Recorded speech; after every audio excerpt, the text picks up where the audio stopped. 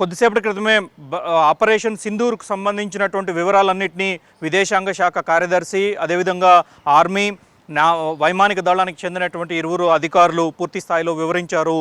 ప్రధానంగా పాక్ ఆక్రమిత కాశ్మీర్తో పాటు పాకిస్తాన్లో ఉన్నటువంటి అన్ని ఉగ్రవాద స్థావరాలను తాము గుర్తించామని, దాదాపు 21 స్థావరాలు గుర్తించినప్పటికీ పౌరులకు, పాకిస్తాన్ పౌరులకు ఎలాంటి ఆటంకాలు లేకుండా, ఎలాంటి ఇబ్బందులు తలెత్తకుండా కేవలం ఉగ్ర స్థావరాలే లక్ష్యంగా తాము ఆపరేషన్ జరిపినట్లుగా, వాటిలో 9 స్థావరాలను తాము పూర్తి స్థాయిలో విధ్వంసం చేసినట్లుగా వెల్లడించడం జరిగింది. ఉదయం అంటే తెల్లవారుజామున 1 గంట నుంచి 1 గంట 15 నిమిషాల ప్రాంతంలో తమ ఆపరేషన్ మొత్తాన్ని పూర్తి చేశామని చెప్పి ఆర్మీ, అదేవిధంగా వైమానిక దళానికి చెందినటువంటి ఇరువురు అధికారులు వివరించారు. అయితే ఇప్పుడు ప్రస్తుతం జరుగుతున్నటువంటి ఇప్పటివరకు జరిగినటువంటి పరిణామాలు, ప్రస్తుతం చేపట్టాల్సినటువంటి తదుపరి కార్యాచరణపై కేంద్ర ప్రభుత్వం సునిశ్చితంగా వ్యవహరిస్తోంది. ద్వైపాక్షికంగా ఉన్నటువంటి సంబంధాలన్నింటినీ పూర్తి స్థాయిలో వినియోగించుకుంటూ పాకిస్తాన్ ప్రేరేపిత ఉగ్రవాదాన్ని, ఇటీవల పహల్గాంలో జరిగినటువంటి దాడికి కారణమైనటువంటి ఒక సంస్థను, ఆ సంస్థకు పాకిస్తాన్ ప్రభుత్వం నేరుగా అందిస్తున్నటువంటి సహకారము, వాటితో పాటుగా అదే సంస్థకు జైషే మహమ్మద్, అదేవిధంగా లష్కర్ ఎ తోయిబా వంటి సంస్థలతో ఉన్నటువంటి అనుబంధాలు, అక్కడి నుంచి ఉగ్రవాదులను ఈ సంస్థకు అందించడం వంటి అనేక అంశాలపై ప్రపంచం ముందు ఐక్యరాజ్య సమితితో సహా అందరికీ ఈ వివరాలన్నింటినీ అందించిన తర్వాతనే తాము తదుపరి యాక్షన్కు వెళ్ళినట్లుగా వివరించడం జరిగింది. అయితే ఇప్పుడు ఈ ఆపరేషన్ తర్వాత ఆపరేషన్ సింధూర్ విజయవంతమైందని, అయితే తాము ఇకపై ఉగ్రవాదులకు సంబంధించినటువంటి దాడులను ఎదుర్కొనేటువంటి విషయంలో పూర్తి సంసిద్ధతతో ఉన్నామని, ఇకపై ఎటువంటి దాడులు జరగకూడదనే ఉద్దేశంతోనే ఉగ్రవాదులకు సంబంధించినటువంటి ప్రధాన మౌలిక సదుపాయాలను, మౌలిక వసతులను పూర్తి స్థాయిలో రూపుమాపాలనే ఉద్దేశంతోనే ఈ దాడులకు పాల్పడినట్లుగా కూడా వివరించారు. ప్రస్తుతం ఈ ఆపరేషన్ మొత్తం పూర్తయింది కాబట్టి తదుపరి కార్యాచరణకు వెళ్ళటానికి తాము సిద్ధంగా ఉన్నామని, అయితే ఈ కార్యాచరణ ఉగ్రవాదాన్ని తుదముట్టించడానికి, ఉగ్రవాదాన్ని ఎదుర్కోవటం విషయం వరకు మాత్రమే తాము పరిమితం అవుతాం తప్ప పాకిస్తాన్ పౌరులకు ఎలాంటి ఆటంకాలు, ఎలాంటి ఇబ్బందులు లేకుండా చూడటం కూడా తమ బాధ్యతగా పేర్కొనడం జరిగింది. అయితే ఈ నేపథ్యంలోనే భారత ప్రభుత్వం సునిశ్చితంగా ఈ మొత్తం వ్యవహారాన్ని ప్రపంచం ముందు ద్వైపాక్షిక పరమైనటువంటి అంశాల ఆధారంగానే, ద్వైపాక్షిక పరమైనటువంటి సంబంధాల ప్రకారమే నడుచుకోవాలి అని చెప్పేసి ఖరారైనట్లుగా తెలుస్తూ ఉంది. అందుకు అనుగుణంగానే ఇప్పటికే అమెరికా, యూకే, రష్యా, దాంతోపాటుగానే సౌదీ అరేబియా, యుఏఈ వంటి దేశాలతో పాటుగా ఇజ్రాయెల్ వంటి కొన్ని ఇతర దేశాలకు కూడా పూర్తి స్థాయిలో తమ సమాచారాన్ని పంచుకున్నటువంటి కేంద్ర ప్రభుత్వం, కేంద్ర రక్షణ శాఖ సంబంధించిన సలహాదారు అజిత్ దోవల్ ఈ మొత్తం వ్యవహారాన్ని నడిపిస్తూ వచ్చారు. అమెరికా రక్షణ వ్యవహారాలకు సంబంధించి ఆ దేశానికి సంబంధించినటువంటి సలహాదారులకు ఉదయం ఉగ్రవాదులకు సంబంధించినటువంటి స్థావరాలను ధ్వంసం చేసిన మరుక్షణమే అజిత్ దోవల్ రష్యా, అదేవిధంగా అమెరికా, యూకే వంటి దేశాలకు సంబంధించిన రక్షణ సలహాదారులతో, అక్కడ ఉన్నటువంటి రక్షణ శాఖ కార్యదర్శులతో పూర్తి స్థాయిలో చర్చలు జరిపి తాము చేపట్టినటువంటి ఆపరేషన్ను వివరించడం జరిగింది. ఆ తర్వాత దానికి సంబంధించినటువంటి ఆధారాలను కూడా, గతంలో ఇచ్చినటువంటి ఆధారాలు ఈరోజు దాడి జరిపిన తర్వాత, ఎయిర్ స్ట్రైక్ జరిపిన తర్వాత చోటు చేసుకున్నటువంటి పరిణామాలు, వీటన్నిటికి సంబంధించిన సాక్ష్యాలన్నింటినీ కూడా ప్రపంచ దేశాల ముందు భారత ప్రభుత్వం ఉంచింది. ఇకపై జరపాల్సినటువంటి విధానంలో ఇప్పటికే నదుల పరంగా నీటిని నిలుపుదల చేస్తూ పలు ప్రాజెక్టుల నుంచి ఒక్క చుక్క నీటిని కూడా విడుదల చేయకుండా భారత ప్రభుత్వం కట్టడి చేస్తూ వస్తుంది. సో ఆ నేపథ్యంలో ఇకపై ఉగ్రవాదులకు సహకరించేటువంటి ప్రభుత్వానికి, సీమాంతర ఉగ్రవాదాన్ని ప్రోత్సహిస్తున్న వారికి ఆర్థిక మూలాలను పూర్తి స్థాయిలో దెబ్బతీయాలనేటువంటి లక్ష్యంతో కేంద్ర ప్రభుత్వం అడుగులు వేయటానికి సిద్ధమవుతా ఉంది. అందుకు అనుగుణంగానే ఇప్పటికే వాణిజ్యపరమైనటువంటి తెగతెంపులు చేసుకోవటము, సముద్రపరమైనటువంటి మార్గాన్ని ఒక రకంగా వైమానిక పరమైనటువంటి స్పేస్ను పూర్తి స్థాయిలో బ్యాన్ చేసినటువంటి కేంద్ర ప్రభుత్వం ఇటీవల సముద్ర మార్గాలను కూడా పూర్తి స్థాయిలో రద్దు చేసింది. అదే తరహాలో పూర్తి వాణిజ్యపరమైనటువంటి అంశాలన్నింటినీ కూడా తొక్కిపెట్టేసింది. సో వీటన్నిటికీ చోటు కల్పిస్తూ వీటన్నిటిని మరింత ముమ్మరం చేసేందుకు, మరింత ముందుకు తీసుకువెళ్లేందుకు ఉన్నటువంటి అవకాశాలన్నింటినీ పరిశీలిస్తూ ఉన్నట్లుగానే తెలుస్తూ ఉంది. ప్రస్తుతం కేంద్ర కేబినెట్ భేటీ జరుగుతూ ఉంది. దీనికి ముందు కేంద్ర కేబినెట్ భద్రతా వ్యవహారాల కేంద్ర కేబినెట్ కమిటీ భేటీ అయింది.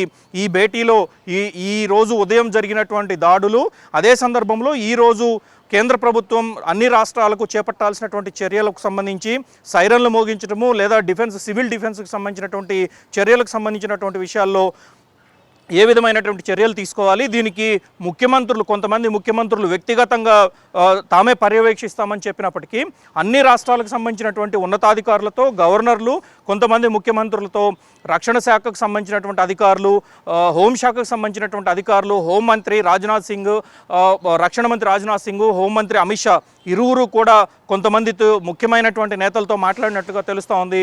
క్యాబినెట్ కంటే ముందు కేంద్ర క్యాబినెట్ భద్రతా వ్యవహారాల క్యాబినెట్ కమిటీ భేటీ కంటే ముందు ఈ రకంగా అందరితో సంప్రదింపులు జరిపి భారతదేశం జరిపినటువంటి దాడులు, తదుపరి అన్ని రాష్ట్రాల నుంచి తమకు కావాల్సినటువంటి కోఆపరేషను, రాష్ట్రాల్లో చేపట్టాల్సినటువంటి భద్రతా చర్యలు, అప్రమత్తంగా ఉండాల్సినటువంటి తీరన్నిటిపైన కూడా చర్చించినట్లుగా తెలుస్తూ ఉంది. దీంతోపాటు పలు రాష్ట్రాలకు సంబంధించి జమ్మూ కాశ్మీరు, లడాక్, అదేవిధంగా మరికొన్ని రాష్ట్రాలకు సంబంధించినటువంటి గవర్నర్లతో కూడా కేంద్ర హోంమంత్రి అమిత్ షా, రక్షణ మంత్రి రాజ్నాథ్ సింగ్ ఇరువురు కూడా ఫోన్లో మాట్లాడినట్లుగా సమాచారం తెలుస్తూ ఉంది. ప్రస్తుతం జరుగుతున్నటువంటి కేంద్ర క్యాబినెట్లో ఈ మొత్తం వ్యవహారానికి సంబంధించినటువంటి వివరాలన్నింటినీ అందించిన తర్వాత తదుపరి కార్యాచరణకు సంబంధించినటువంటి విషయాలపై కూడా ఒక చిన్నపాటి చర్చ జరుగుతుందని, దాని తర్వాతనే భారత ప్రభుత్వం ద్వైపాక్షిక పరంగా, ఆర్థికపరమైనటువంటి విషయాల పరంగా, వాణిజ్యపరమైనటువంటి విషయాల పరంగా తదుపరి కార్యాచరణకు ముందుకెళ్ళడానికి ఆస్కారం ఉన్నట్లుగా ప్రభుత్వ వర్గాలు వెల్లడిస్తూ ఉన్నాయి. ఈరోజు జరిగినటువంటి దాడి తర్వాత సరిహద్దుల్లో కూడా ఉద్రిక్తమైనటువంటి పరిస్థితి ఉన్నటువంటి నేపథ్యంలో ఎప్పటికప్పుడు పరిస్థితిని కేంద్రం నిశితంగా పరిశీలించి పాకిస్తాన్ వైపు నుంచి జరుగుతున్నటువంటి అన్ని రకాల తప్పులను ప్రపంచం ముందు ద్వైపాక్షిక పరమైనటువంటి సంబంధాల ద్వారానే ఉంచడానికి తదుపరి కార్యాచరణ కూడా సిద్ధమవుతున్నట్లుగా తెలుస్తూ ఉంది.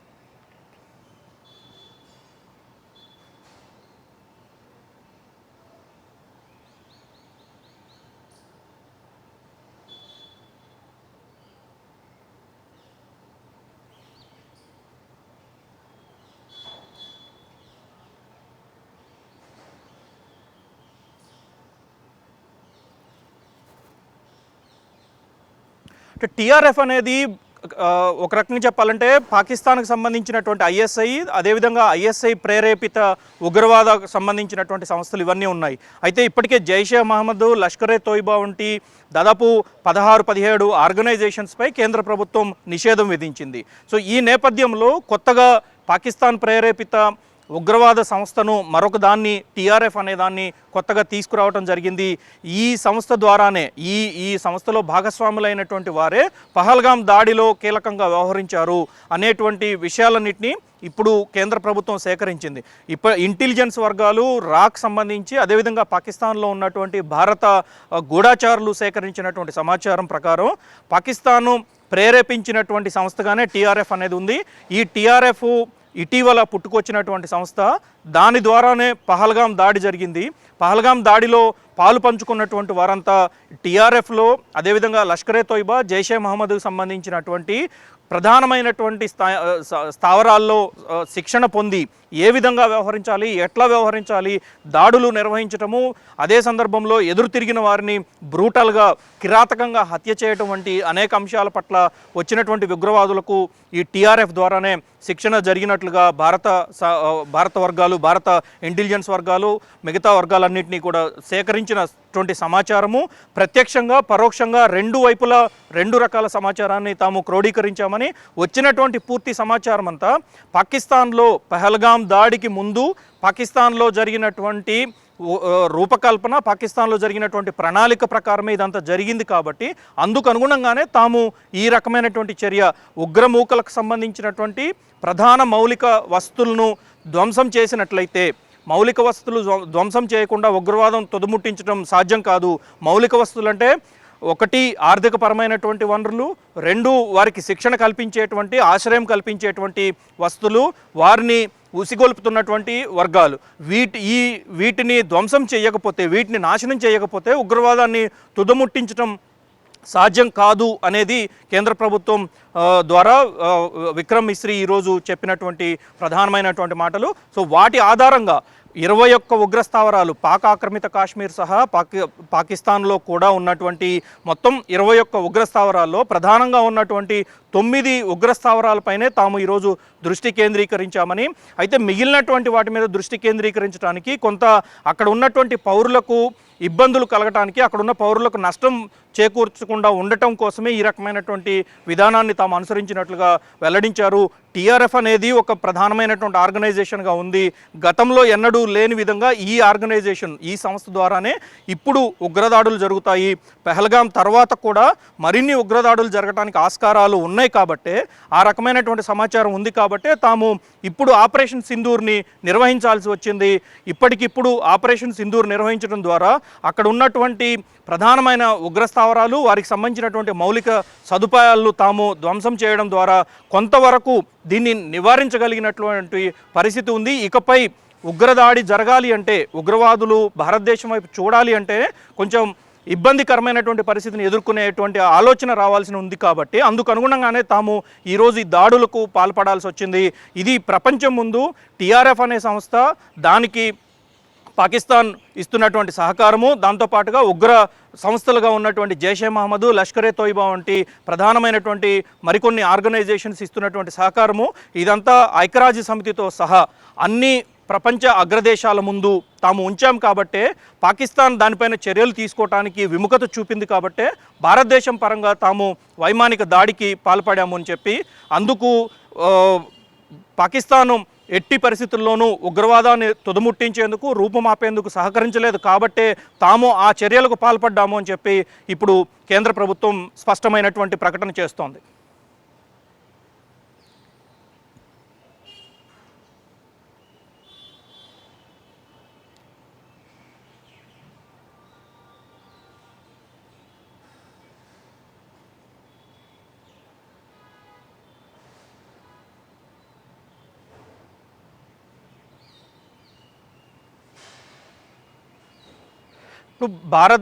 పహల్గాము ఉగ్రదాడి తర్వాత ప్రధాని నరేంద్ర మోడీ దఫాలుగా దాదాపు చెప్పుకోవాలంటే గత 10 రోజులుగా ప్రధాని నరేంద్ర మోడీ ప్రతిరోజు వీటన్నిటిపైన సమీక్ష నిర్వహిస్తూ వచ్చారు.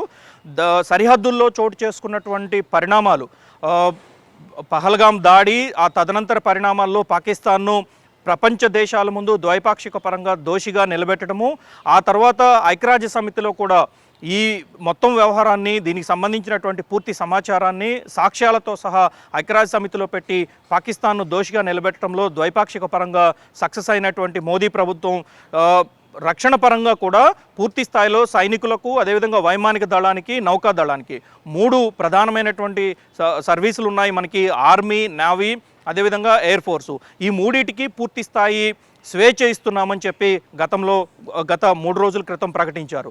అయితే ఇప్పుడు నిర్వహించినటువంటి ఈ దాడి పూర్తిగా ఆర్మీ, అదేవిధంగా ఎయిర్ ఫోర్స్కు సంబంధించినటువంటి దాడిగానే ఇది చూడొచ్చు. ఈ ఇరువురు సంయుక్త ఆపరేషన్గా ఆర్మీ వర్గాలు వెల్లడించాయి. ఇరువురు కలిసి గుర్తించినటువంటి ఇంటెలిజెన్స్ వర్గాలు ఇచ్చినటువంటి సమాచారము, భారత గూఢచారులు ప్రత్యక్షంగా పరోక్షంగా సేకరించినటువంటి సమాచారము, దాంతోపాటుగా శాటిలైట్సు, ఇతరత్ర రాడార్ల ద్వారా గుర్తించినటువంటి ప్రదేశాలు, అక్కడ ఉన్నటువంటి పరిస్థితులు, ఒకవేళ ఏదన్నా భవనం పైన దాడి జరిగినట్లయితే చుట్టుపక్కల ప్రజలకు ఎలాంటి నష్టం చేకూరుతుంది, సాధారణ పౌరులకు ఎలాంటి నష్టం చేకూర్చకుండా ఉండాలి అని చెప్పి ప్రధాని మోడీ మొదటి నుంచి చెప్తూ వస్తున్నటువంటి పరిస్థితి ఉంది. సో ఆ నేపథ్యంలోనే గత వారం రోజులుగా ఉగ్రస్థావరాలకు సంబంధించి 21 స్థావరాలను గుర్తించినప్పటికీ 9 ఉగ్రస్థావరాలు, ప్రధానంగా ఉన్నటువంటి 9 ఉగ్రస్థావరాలను లక్ష్యంగా చేసుకొని ఈరోజు దాడులు నిర్వహించారు.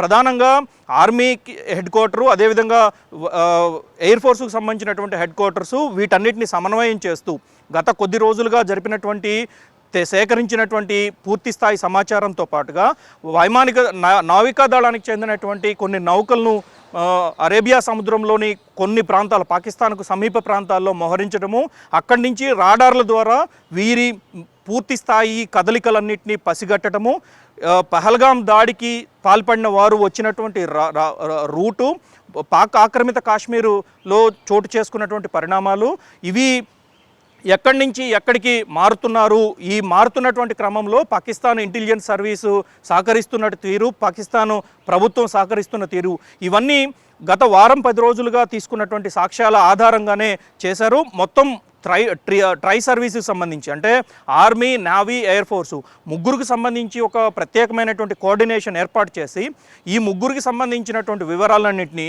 అదేవిధంగా నుంచి భారత గూఢచర్యల నుంచి, ఆర్మీ ఇంటెలిజెన్స్ నుంచి, వీరందరి నుంచి వచ్చినటువంటి సమాచారాన్ని క్రోడీకరించిన తర్వాత ఒక ప్రత్యేక ఆపరేషన్ నిర్వహించాలి అని చెప్పి కేంద్ర ప్రభుత్వం నిర్ణయించింది.